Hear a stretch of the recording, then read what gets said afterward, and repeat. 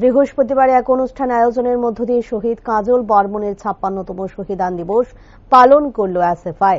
উল্লেখ্য, ১৯৭০ সালে ত্রিপুরায় খাদ্য আন্দোলনের অংশ নিয়ে শহীদ হয়েছিলেন কাজল বর্মন।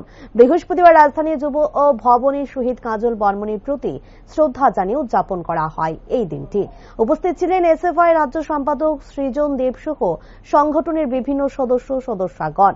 এদিকে শহীদান দিবসে উপস্থিত হয়ে সংবাদ মাধ্যমের সাথে কথা বলতে গিয়ে সৃজন দেব জানান, খাদ্য আন্দোলনে অংশ নিয়ে পুলিশের গুলিতে শহীদ হয়েছিলেন কাজল বর্মন।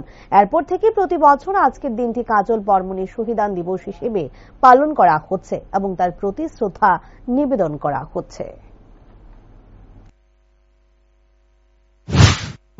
বছর আগে কমরেড কাজল বর্মন খাদ্য আন্দোলনের জন্য শহীদ হয়েছিলেন। আমাদের রাজ্যে ৬০-এর দশকে যে তীব্র খাদ্য সংকট তৈরি হয়েছিল, এই তীব্র খাদ্য সংকটের ফলে সারা রাজ্যে ছাত্র যুবরা লড়াই সংগ্রাম তৈরি করেছিল। সেই মোতাবেক মেলাঘরে সোনামুড়া মহকুমার কমরেড কাজল বর্মন ৭ম শ্রেণীর ছাত্র ওই দিন আজকের দিনেই ২০ আগস্ট খাদ্য আন্দোলনের যে সংগ্রাম, সেই সংগ্রামে সামিল হয়েছিলেন এবং কাজল বর্মন ওই দিন মহকুমা শাসক তৎকালীন ডিএম অফিস ওখানে মিছিল করে যাবার পর কংগ্রেস টিজিউসের সরকারের পুলিশ নির্বিচারে গুলি চালানোর ফলে কমরেড কাজল বর্মন সেদিন শহীদ হয়েছিলেন এবং অসংখ্য ছাত্ররা সেদিন আহত হয়েছিলেন।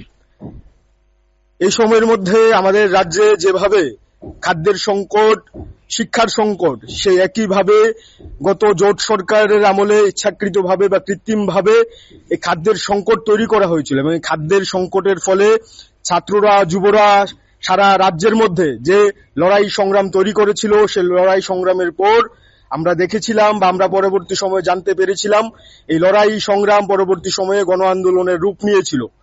এখন বর্তমান সময়েও আমাদের রাজ্যে এই বিজেপি আরএসএস এর নেতৃত্বে যে সরকার চলছে, বিশেষ করে ২০১৪ সালে আমাদের দেশে, ২০১৮ সালে আমাদের রাজ্যে এই সরকার প্রতিষ্ঠিত হবার পর থেকে সব থেকে বেশি যে আক্রান্ত হচ্ছে, সেই আক্রান্ত হবার পরিসর দিন দিন বৃদ্ধি পাচ্ছে।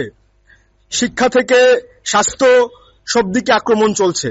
আমরা এসএফআই দেখছি শিক্ষার উপর বর্তমান সময়ে রাজ্যের সরকার, দেশের সরকার যে আক্রমণ করছে, এই আক্রমণের ফলে আমাদের দেশের, আমাদের রাজ্যের সরকারি শিক্ষা আজকে বুলুণ্ঠিত।